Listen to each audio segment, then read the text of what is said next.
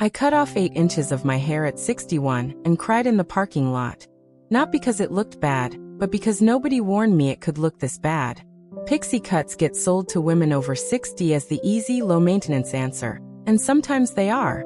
But there are 7 ways this haircut goes sideways on mature hair and mature faces, and almost nobody talks about them before you're already in the chair with wet hair on the floor.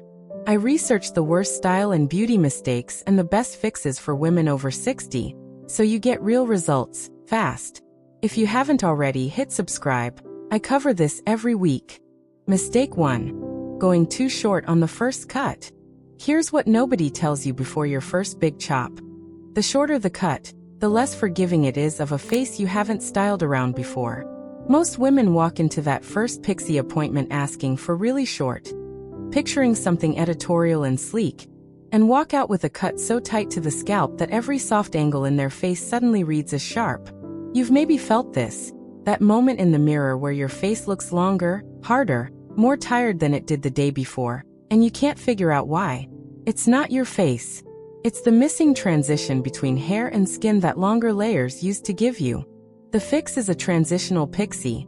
Length kept at 1 to 2 inches through the crown and a soft, textured fringe left long enough to sweep to the side. Here's exactly what to say in the chair. I want a Pixie with movement on top, not scalp close. Leave enough length that you can style it 3 different ways. That single sentence changes everything about how the stylist approaches your cut. It tells them you want shape, not just short. The crown length gives you something to work with every morning, and the side-swept fringe softens your hairline the same way bangs soften a longer style. It breaks up the forehead-to-face line instead of exposing it in one flat plane. Here's the part that actually changes how people see you. With length left through the crown, your face reads as lifted instead of exposed. People stop asking if you're tired. That's the tell. When the questions about your energy stop, you know the cut is working with your face instead of against it. The swap is simple. Before, a Pixie shaved close at the crown, sharp all the way around, nothing to soften the transition into your face. After, the same short length everywhere else, but a full inch of movement left on top and a fringe that falls at an angle instead of straight across. Same boldness, none of the harshness. There's a second mistake hiding right next to this one, and it's the one that convinces women the Pixie just doesn't work on them, when really, it was never given the one thing every shortcut needs to survive contact with a hairbrush. Mistake 2. Skipping the face shape consultation. And mistake 3. Cutting the same length all over. Most stylists will cut you a beautiful Pixie without ever asking what your face does when you smile, turn your head, or look down to read something. That's the surprising part. The cut isn't wrong, it's just generic, built for a face shape they assumed rather than the one actually sitting in the chair. If you've ever left the salon loving the cut in the mirror and hating it in photos, this is usually why. The angles that flatter you head-on aren't the same ones that flatter you from a 3/4 angle. And a Pixie has nowhere to hide that mismatch the way longer hair does. The fix is a 5-minute step most stylists skip unless you ask for it directly. Face mapping before the first cut. Say this in the chair. Before you cut, can you look at my face from the front and the side and tell me where you'd add height or length to balance it? A trained eye can tell in seconds whether your face needs volume at the crown to lengthen it, or softness at the temples to round it out. And that decision should happen before a single strand hits the floor, not after. This is the difference between a Pixie that was cut and a Pixie that was designed. Once that mapping happens, the second mistake usually gets caught in the same conversation. Cutting every section to the same length. It feels safe, even tidy, symmetrical. But hair that's one uniform length all over sits flat against the skull the moment you add texture or gray, because there's no built-in lift anywhere. Ask for this instead. Can you layer the crown shorter than the sides so it holds shape without me having to style it every single day?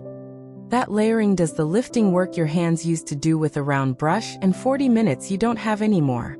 The result shows up fastest in how the cut photographs from above, from the angle your grandkids' phone cameras always seem to catch you at. A Pixie with real layering holds its shape looking down. A one-length Pixie collapses the second you tilt your head, and that's the version that ends up in every unflattering photo you didn't ask to be in. Before, one uniform length, flat from every angle, cut without ever seeing your face shape mapped out. After, layered crown height chosen for your specific bone structure. Holding shape whether you're looking up, down, or caught mid-laugh. 2 fixes, 1 conversation. And neither one costs you a single extra minute at home. What comes next is the mistake that has nothing to do with the cut itself, and everything to do with what you do to it every morning. And it's the one I see most often in the comments. Mistake 4. Using the wrong product weight. This one surprised me when I first learned it. The products marketed hardest to women over 60 for manageable short hair are often the exact products that flatten a pixie by 2 p.m. Heavy creams and smoothing serums are built for length and frizz control, not for holding lift in half an inch of hair at the crown. If your pixie looks great walking out of the salon and deflated by the time you run errands, you've probably felt this exact frustration and blamed your hair texture for it when it was actually sitting in your bathroom cabinet the whole time. The fix is switching to a lightweight texturizing powder or a matte paste applied only at the roots and crown, never through the ends. Ask for this by name. Can you recommend a texturizing powder or a light matte paste, not a cream, for holding lift at the crown? The mechanism is simple physics. Powder and paste grip the hair shaft and create friction that holds strands upright, where cream and serum coat the shaft and add weight that pulls strands down. A dime-sized amount worked into damp roots with your fingertips, not a brush, is enough for a full day of hold. The result is the kind of thing people notice without knowing why. Your hair looks the same at 6 p.m. as it did at 8 a.m. And that consistency reads as put together in a way that has nothing to do with makeup or outfit. I switched a client from her 20-year cream habit to a powder root lift, and she texted me 3 days later just to say strangers had stopped commenting on how fresh she looked every morning. Because now she looked that way all day, not just for the first hour. Before, a cream-styled pixie, full volume at 9 in the morning, flat and lifeless by early afternoon. After, powder or paste at the roots only, holding shape from breakfast to dinner without a single touch-up. It's not a different haircut. It's the same haircut, finally given the right tool. Next is a mistake that has nothing to do with product or cut. It's about timing, and it's costing women months of awkward growing out phases they didn't have to sit through. Mistake 5. Waiting too long between trims. And mistake 6. Ignoring your gray's texture. Here's what catches most women off guard. A pixie cut has a shelf life of about 3 weeks before it starts losing its shape, not the 6 to 8 weeks you might be used to scheduling for longer hair. Short hair grows out fast relative to its own length. An extra half-inch on a bob is barely noticeable, but an extra half-inch on a pixie changes the entire silhouette. If you've caught yourself thinking the cut just grew out weird around week 4, that's not bad luck. That's the natural math of short hair outrunning your appointment calendar. The fix is booking a 3-week trim schedule, not a 6-week one, and telling your stylist exactly why. I want a standing appointment every 3 weeks, just a shape refresh, not a full cut, so I never lose the line. Most salons will do a quick 15-minute shape trim at a reduced rate between full cuts, and that short appointment is what keeps the silhouette sharp instead of letting it soften into something shapeless. It's a small calendar shift that protects a cut you already paid full price for. The second piece of this same problem is deeper. Most stylists cut gray and white hair using the same technique they'd use on hair with more natural drag and weight. And gray hair often has a different texture entirely, coarser, springier, less compliant with gravity. That mismatch is why a pixie can look sculpted in the chair and look like it has a mind of its own by the time you're home. Say this. My gray hair has more spring to it than it used to. Can you cut with that in mind, maybe with a razor instead of shears in a few spots?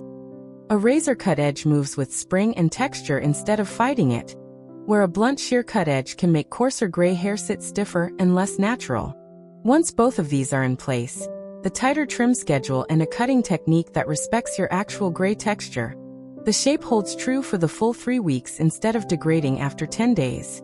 That's the real marker of success here. Not a single good hair day, but 3 straight weeks of them in a row. Before, an overgrown pixie cut with blunt shear edges fighting coarse gray texture, losing its shape within 2 weeks. After, a razor-textured pixie on a 3-week trim schedule, holding its line the entire time between appointments.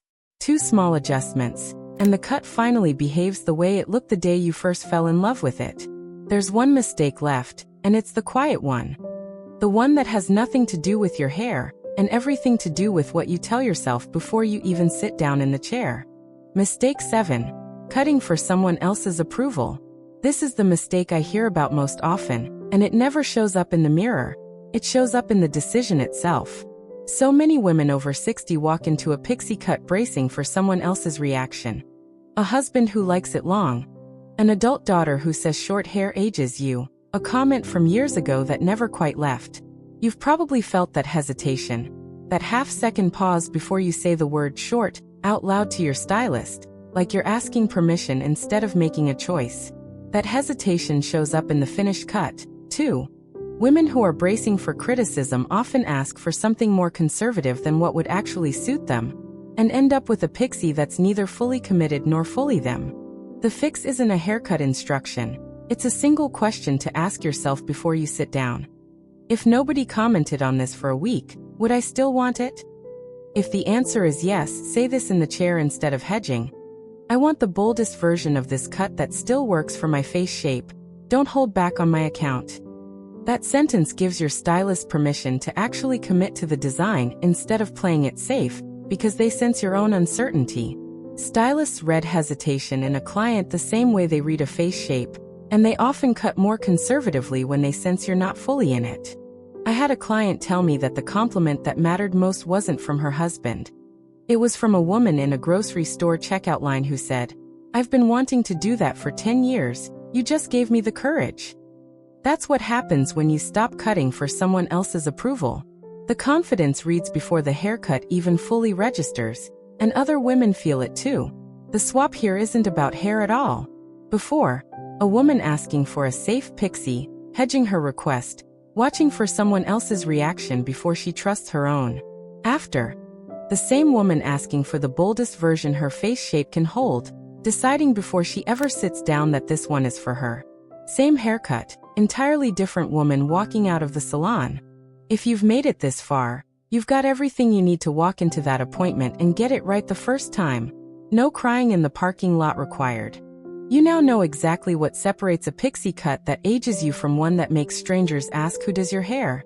The crown length, the face mapping, the right product weight, the 3-week trim schedule, and the courage to ask for the boldest version instead of the safest one.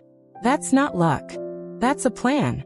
Tell me in the comments, which of these 7 mistakes have you made, and which one are you fixing first? Next week I'm breaking down the exact words to use when your stylist doesn't understand fine, thinning hair, so you never leave another appointment disappointed. Like this video, subscribe to Timeless Wisdom Path, and I'll see you in the next one.